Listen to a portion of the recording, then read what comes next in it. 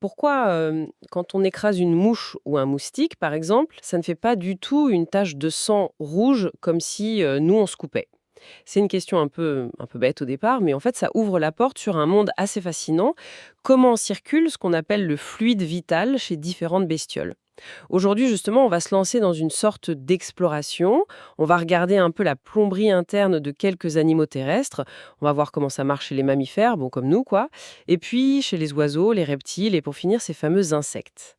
Et pour nous guider là-dedans, on a des extraits d'un module de biologie avec des schémas, des descriptions, tout ça. C'est ça. Et l'idée, notre mission, si on veut, c'est d'aller un peu plus loin que juste décrire. On va essayer de décortiquer ces systèmes. On entend parler de circulation ouverte ou fermée, simple ou double, et même complète ou incomplète. Ce qu'on veut comprendre, c'est pourquoi ces différences existent et surtout, qu'est-ce que ça change pour l'animal au final. Comment cette architecture interne, elle répond aux besoins, aux défis de la vie de chacun. Super programme. Alors commençons par ce qu'on connaît le mieux, j'imagine, les mammifères. Dans nos documents, l'exemple type, c'est l'homme.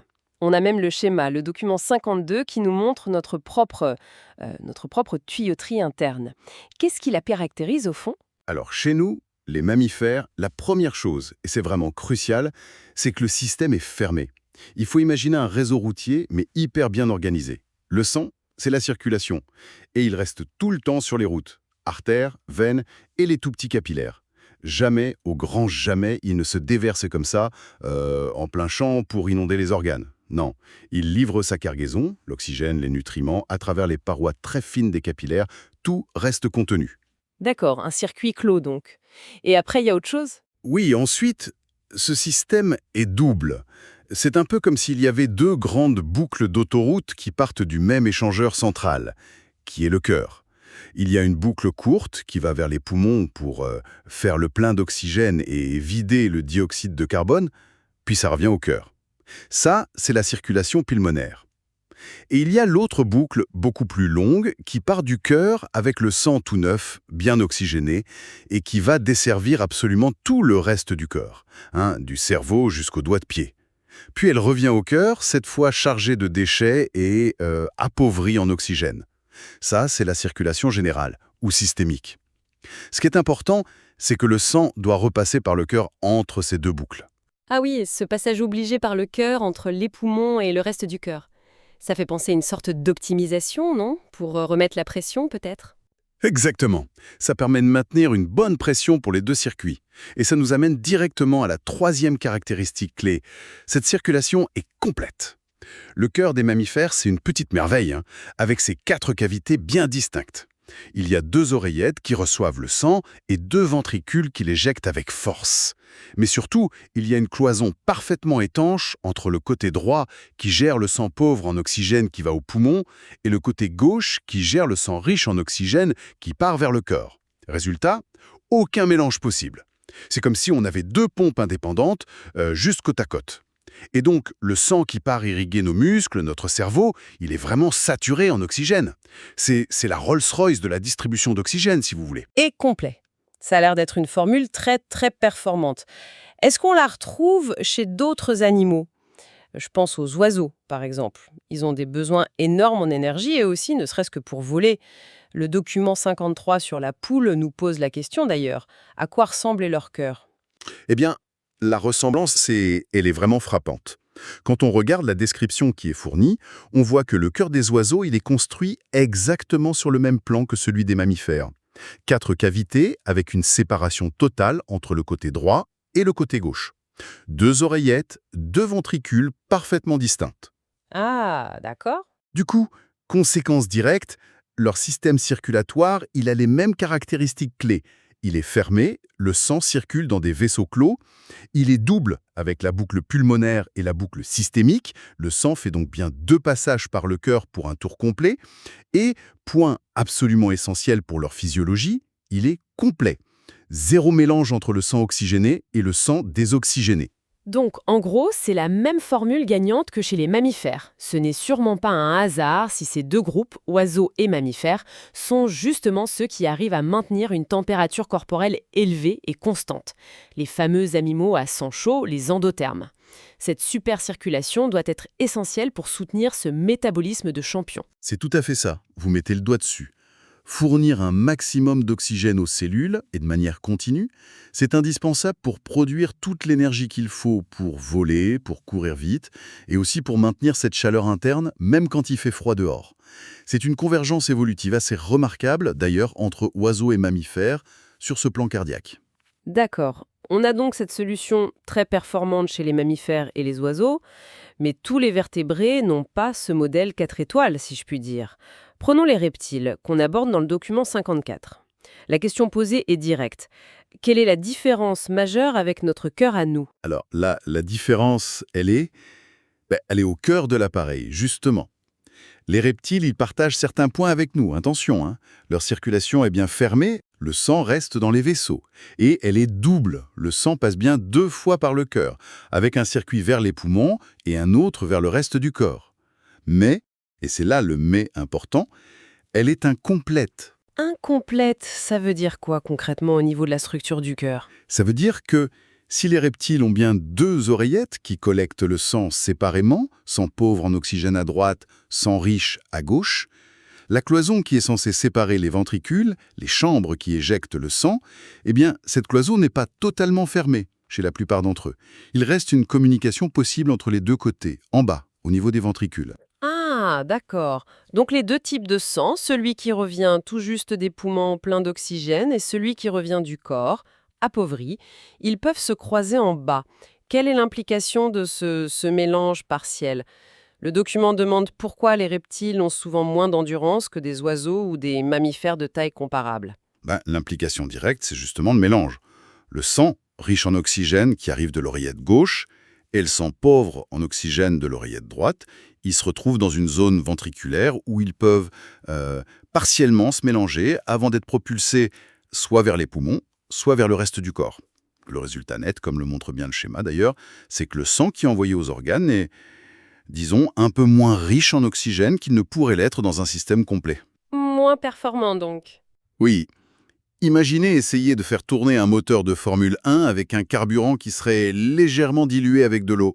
Bon, ça fonctionne, mais ça va limiter la puissance maximale et surtout l'endurance. C'est un peu l'idée ici. Cet apport qui n'est pas optimal en oxygène au tissu, ça limite la capacité des reptiles à maintenir une activité métabolique très intense sur de longues périodes, si on compare au système complet des oiseaux et mammifères.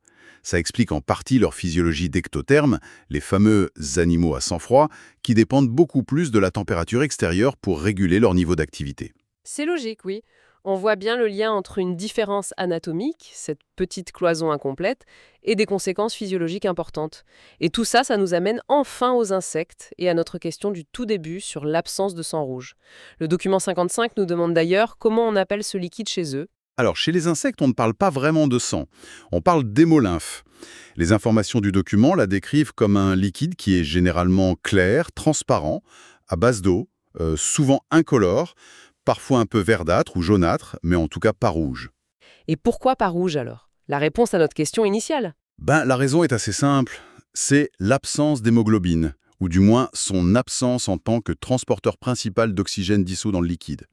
L'hémoglobine, c'est cette protéine qui contient du fer et qui donne la couleur rouge à notre sang. Elle est hyper spécialisée dans le transport de l'oxygène. Or, chez la plupart des insectes, l'oxygène n'est pas transporté par l'hémolymphe. Ils ont un système complètement différent pour ça. Un réseau de tout petits tubes, les trachées, qui amènent l'air directement de l'extérieur jusqu'aux cellules. Du coup, l'hémolymphe, elle sert surtout à transporter les nutriments, les hormones, à évacuer les déchets et aussi pour la défense immunitaire. Mais comme elle n'a pas de pigment respiratoire majoritaire comme l'hémoglobine, eh bien, elle reste claire. Ah d'accord, voilà l'explication. L'oxygène prend carrément une autre route. C'est fascinant comme découplage. Et du coup, comment elle circule, cette hémolymphe, si elle n'est pas sous pression dans des vaisseaux fermés, comme notre sang? Le système est complètement différent, j'imagine. Complètement différent, oui. C'est un peu la différence entre un réseau de canalisation sous pression et une sorte de piscine avec des remous. La circulation des insectes, on la qualifie d'ouverte ou lacunaire. L'hémolymphe est bien pompée par une sorte de cœur, mais elle n'est que partiellement contenue dans des vaisseaux. Comment ça, partiellement? Ça veut dire qu'elle sort des tuyaux? Exactement. Il y a bien un vaisseau principal qu'on appelle le vaisseau dorsal. C'est un tube qui longe le dos de l'insecte et qui se contracte pour pousser l'hémolymphe, en général vers l'avant, vers la tête. Mais ensuite, ce liquide est déversé dans la grande cavité générale du corps, l'hémocolle, qui est elle-même divisée en plusieurs espaces qu'on appelle des lacunes. Et là, dans ces lacunes, l'hémolymphe baigne directement les organes. Il n'y a pas de capillaire pour faire l'échange. Elle circule assez lentement dans ces espaces, un peu au gré des mouvements du corps de l'insecte et du flux créé par le vaisseau dorsal. Puis elle finit par revenir vers ce vaisseau dorsal par des petites ouvertures sur les côtés, les ostioles, qui ont souvent des petites valves pour éviter qu'elles ne ressortent aussitôt. Waouh, c'est vraiment un autre monde, hein? C'est un système à basse pression, beaucoup moins dirigé, moins rapide que notre système fermé. Mais visiblement, c'est suffisant pour leurs besoins, compte tenu de leur petite taille, de leur métabolisme, et surtout du fait que l'apport essentiel en oxygène est assuré différemment par les trachées. D'accord. Bon, on a vu 4 architectures vraiment très différentes. Pour être sûr qu'on a bien en tête les concepts clés qui permettent de les classer, est-ce qu'on peut reprendre ces fameux termes techniques ouverte versus fermée, simple vs double, complète versus incomplète, juste pour bien fixer les idées en s'appuyant sur les notions essentielles des sources. Oui, bonne idée, reprenons-les, parce que ce sont vraiment les clés pour comprendre cette diversité. Alors, ouverte ou lacunaire, contre fermée. Ça, c'est la grande distinction de base. Ouverte, le liquide, l'hémolymphe, sort des vaisseaux pour baigner directement les organes dans des cavités, les lacunes. L'exemple type, ce sont les insectes. Fermée, le sang reste tout le temps dans un circuit clos de vaisseaux, ça c'est nous, les oiseaux, les reptiles. Ensuite, attention, seulement pour les systèmes fermés. On distingue simple contre double. Simple, il n'y a qu'un seul grand circuit, le sang ne passe qu'une fois par le cœur pour faire un tour complet. C'est typique des poissons, par exemple. Cœur, branchies, organes, cœur. Double, il y a deux circuits distincts, le pulmonaire et le systémique. Le sang passe donc 2 fois par le cœur pour un tour complet. Ça, c'est nous, les oiseaux, les reptiles encore. Et enfin, seulement pour les systèmes doubles, on a la distinction incomplète contre complète. Incomplète, il y a un mélange possible entre le sang riche en oxygène et le sang pauvre en oxygène, au niveau du cœur. C'est le cas de la plupart des reptiles avec leur cloison ventriculaire pas terminée. Complète, il y a une séparation stricte, totale, des deux types de sang dans le cœur grâce aux 4 cavités bien distinctes. Ça, c'est les mammifères et les oiseaux. Parfait. C'est beaucoup plus clair avec cette grille de lecture. On peut vraiment situer chaque groupe. Et au-delà de juste classer, ce qui est vraiment frappant, je trouve, c'est de voir à quel point ces choix techniques, cette plomberie, sont liés aux performances de l'animal, non? Absolument. C'est vraiment là qu'on touche au cœur du sujet, si j'ose dire. C'est la relation entre la structure, la fonction et la performance. Le système ouvert des insectes, il est moins rapide, moins précis pour diriger le flux, c'est sûr. Mais il est sans doute plus économe en énergie, à construire et à faire fonctionner, et il est suffisant pour des organismes souvent petits où, en plus, l'oxygène arrive par un autre chemin, les trachées. C'est une solution qui est bien adaptée à leur échelle et à leur mode de vie. Ensuite, le système fermé, double mais incomplet des reptiles, là on franchit un cap en termes de pression, de contrôle du flux par rapport au système ouvert. Mais ce mélange sanguin, ça limite quand même le potentiel énergétique maximal. C'est une sorte de compromis qui fonctionne bien pour leur physiologie, souvent ectotherme. Et puis enfin, le système fermé, double et complet des oiseaux et des mammifères, là on a le top niveau pour l'oxygénation. Ça permet un métabolisme très élevé, ça permet l'endothermie, la production de chaleur interne, et ça donne des capacités d'endurance remarquables. C'est clairement le système qui a permis à ces deux groupes de conquérir des environnements très variés et d'avoir des modes de vie très actifs. Le petit exercice qui est proposé dans nos sources l'illustre bien d'ailleurs. Il classe le lion, mammifère, et la poule oiseau comme ayant une circulation fermée, double, complète. L'abeille, insecte, est ouverte, et le lézard, reptile, est fermé, double, incomplète. Voilà, ça résume parfaitement la palette qu'on vient d'explorer. C'est incroyable quand même de voir comment, en partant d'une question toute simple sur la couleur du sang d'un moustique, on déroule toute une histoire d'adaptation, d'ingénierie du vivant. Finalement, ce qu'on voit, c'est qu'il n'y a pas une seule bonne façon universelle de faire circuler les choses à l'intérieur d'un corps. C'est plutôt une série de solutions qui ont été optimisées pour des besoins et des contextes très différents. Chaque système est une réponse de l'évolution à un défi particulier. Tout à fait. Et l'évolution, elle ne va pas toujours en ligne droite, hein. Elle explore, elle bricole différentes voies. D'ailleurs, Pour finir sur une note qui ouvre un peu la réflexion, les sources mentionnent l'existence de cas un peu intermédiaires ou particuliers. Par exemple, les amphibiens comme la grenouille. Souvent, ils ont un cœur avec seulement 3 cavités, 2 oreillettes, mais un seul ventricule commun en dessous. Ah oui, oui, un seul ventricule. Oui.